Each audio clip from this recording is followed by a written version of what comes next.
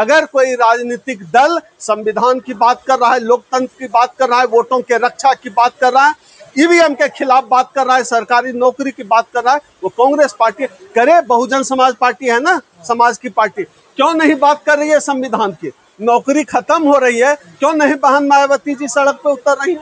हम तो उनको आदर्श मानते हैं, हमारे समाज की बड़ी नेता है, लेकिन समाज को उनसे उम्मीदें भी हैं। आपको देना पड़ेगा। इस समाज जो है आज जो है, इस समाज जो है जिस तरह से बिना माँ बाप का समाज हो चुका है, और अगर कोई बात कर रहा है तो क्यों नहीं उसके पक्ष में जाएगा? तो रतन लाल जी जाएं कांग्रेस पार्टी में, या प्रोफेसर रविकांत जाएं, क्यों नहीं जाएंगे भैया? सबसे बेहतर विकल्प है आज की तारीख में। जो हम लोग रोज बात करते हैं भारत के संविधान की, आज जब संविधान लगभग खत्म हो चला है और जिनको तथा कथित रूप से बहुजनों का जो है राजनीतिक दल हम लोगों ने बनाया, वो जो है गलबहियां करने पे उनके साथ बिजी है, जो कि संविधान को खत्म कर रहा है। और दूसरी तरफ जो है कांग्रेस पार्टी लगातार संविधान की बात कर रही है, संविधान के रक्षा की बात कर रही है, लोकतंत्र की बात कर रही है। कहाँ जाएंगे? जहां संविधान बचेगा, जहां लोकतंत्र बचेगा, वहां जाएंगे। आज अगर कांग्रेस पार्टी जो है लोकतंत्र की बात कर रही है, संविधान की बात कर रही है, इसलिए जो है लोग जो है इस देश का जो दलित समाज के जितने प्रखर लोग हैं, बुद्धिजीवी हैं, सब लोग जा रहे हैं कांग्रेस की तरफ।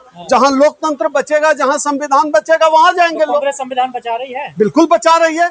आज आप देख लीजिए, ईवीएम का मुद्दा 2024 के पहले से, पिछले 1.5 दशक से ईवीएम का सवाल हम लोग उठा रहे थे, कोई राजनीतिक मुद्दा नहीं बना।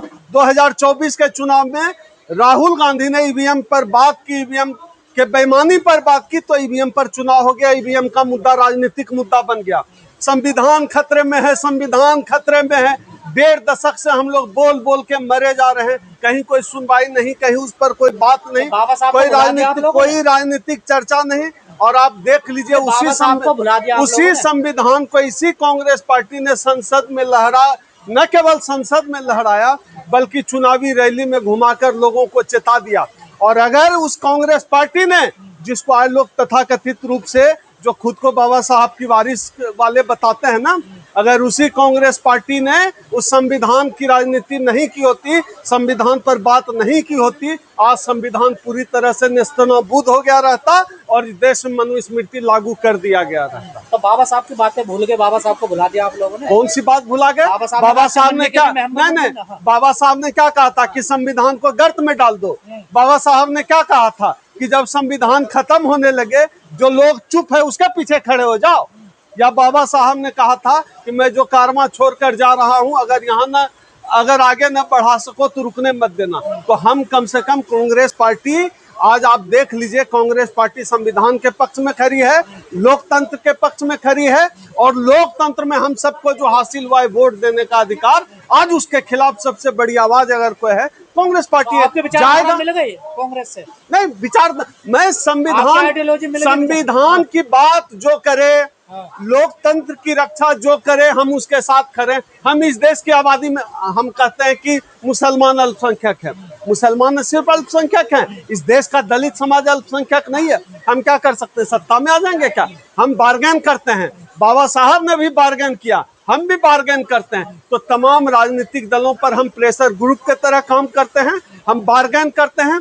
और अगर कांग्रेस सरकारी नौकरी देती है, अगर इंदिरा गांधी बैंकों का प्राइवेट करती है बैंकों को, और वहां SC ST OBC समाज के लोगों को सरकारी नौकरी मिलती है, हमारी जिंदगी बदलती है, हम कांग्रेस के पक्ष में खड़े। जी तो आपको अगर राशन में हमको आरक्षण मिलता है तो हम कांग्रेस के साथ खड़े हैं। अगर इस देश में तमाम प्राइवेट कंपनियों का सरकारीकरण फिर से होता है, हमारे लिए नौकरियों के अवसर खुलते हैं, तो हम कांग्रेस के साथ खड़े हैं। और वो तमाम पार्टियां, हम क्यों RJD की बात करते हैं? क्योंकि वो संविधान की बात कर रहे हैं। हम क्यों कांग्रेस की बात कर रहे हैं? क्योंकि वह संविधान की बात कर रहे हैं। आप कांग्रेस का समर्थन कर रहे हैं, और जब सुनिए सर, आप कांग्रेस का समर्थन कर रहे हैं तो गांधी जी का भी समर्थन करते होंगे। ये आपको किसने कहा? फिर आप चले जाएंगे नेहरू पे, फिर आप चले जाएंगे कहाँ पीछे। तो इतना पीछे फ्लैशबैक में ले जाना है तो बीजेपी, आप बीजेपी की तरफ। हम गांधी के खिलाफ भी नहीं है, हम गांधी के खिलाफ भी नहीं है। तो बाबा साहब हम पुनः बाबा साहब के खिलाफ क्यों होंगे? हम पूना पैक्ट के मामले पर महात्मा गांधी को नहीं मानते, उनकी विचारधारा को नहीं मानते, गांधी के हरिजन को मानते हैं? बिल्कुल नहीं मानते हैं।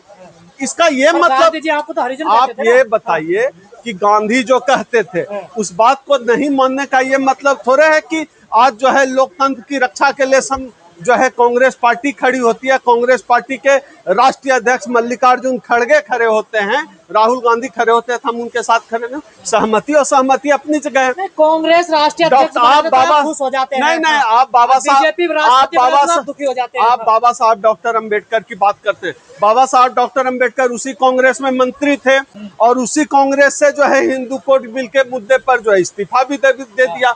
गांधी से भी सहमति थी, अपमान भी झेलना। आप गांधी से लाख असहमति थी बाबा साहब की, बावजूद इसके बाबा साहब डॉक्टर अंबेडकर गांधी के साथ संवाद करते थे। हम गांधी के खिलाफ नहीं हैं, लेकिन गांधी की जो नीतियां एंटी दलित रही हम उसके खिलाफ हैं, हम पूना पैक्ट के खिलाफ हैं। तो आज की तारीख में अगर इस देश का दलित समाज का बुद्धिजीवी, दलित समाज का पढ़ा लिखा व्यक्ति, दलित समाज का सोशल एक्टिविस्ट कांग्रेस की तरफ नहीं जाएगा तो कहां जाएगा? आप बताइए कहां जाए? आज आरक्षण खत्म हो गया ना, आज निजीकरण हो रहा है ना, सब तरफ चुप्पी क्यों है? कौन है बोलने वाला? राहुल गांधी बोल रहे हैं, मल्लिकार्जुन खड़गे बोल रहे हैं, कांग्रेस पार्टी बोल रही है, आरजेडी बोल रही है, समाजवादी पार्टी बोल रही है, हम उसके साथ खड़े हैं। तो जो संविधान के साथ खड़ा होगा, दलितों पिछड़ों के हक हुकूक के साथ खड़ा होगा जो राजनीतिक दल, हम उनके साथ खड़े होंगे। अम्बेडकरवादी पार्टियां वो खड़ी नहीं हो रही, तो दिख रहा है कहाँ खड़ी है? आज तो आरक्षण खत्म हो गया ना, कौन सी अम्बेडकरवादी पार्टी सड़क पे है बताइए? आज जो है संविधान खतरे में है तो कौन सी अम्बेडकरवादी पार्टी जो है संविधान हाथ में लेकर जो है चुनाव लड़ने पर विपक्ष को मजबूर कर रही है? आज बाबा साहब डॉक्टर अंबेडकर हम सबको क्या दे गए? वोट देने का अधिकार। ईवीएम आ गया, वोट खतरे में है, वोट की चोरी हो रही है, साबित हो गई। इवन की सत्ता दल का अनुराग ठाकुर तक कह दिया कि वोटों की चोरी हो रही है। कहां गए वो अम्बेडकरवादी लोग? कहां गए वो बाबा साहब को मानने वाले लोग? हम ही लोग लड़ेंगे बस। आप लोगों को तो कांग्रेस सेल में डालती है ना, ओबीसी सेल में, एससी सेल में, आपको मुख्य बॉडी में कहाँ रखती है? नहीं, कांग्रेस पार्टी किस सेल में डालती है उस पार्टी का राजनीतिक मुद्दा हो सकता है, किस सेल में किसको डालती है, लेकिन आज की तारीख में अगर कांग्रेस पार्टी हमारी बात कर रही है, हमारे मुद्दों पर काम कर रही है, तो अगर कांग्रेस पार्टी के पक्ष में कोई जा रहा है, कांग्रेस पार्टी के पाले में कोई जा रहा है, कोई गलत नहीं कर रहा। आज की तारीख में कांग्रेस एससी सेल में खुश रहोगे आप? नहीं, जिनको ये सेल का मसला है, जिनको जिस सेल में डाले उस पार्टी का राजनीति है अपना, उस पार्टी का संगठन का ढांचा है। नहीं, इस सवाल का जवाब तो आप पूछे मल्लिकार्जुन खड़गे से, और मुझे लगता है कि मल्लिकार्जुन खड़गे कांग्रेस में दड़ी नहीं बिछा रहे। मुझे तो यही लगता है, पता नहीं आप लोगों को क्या लगता है।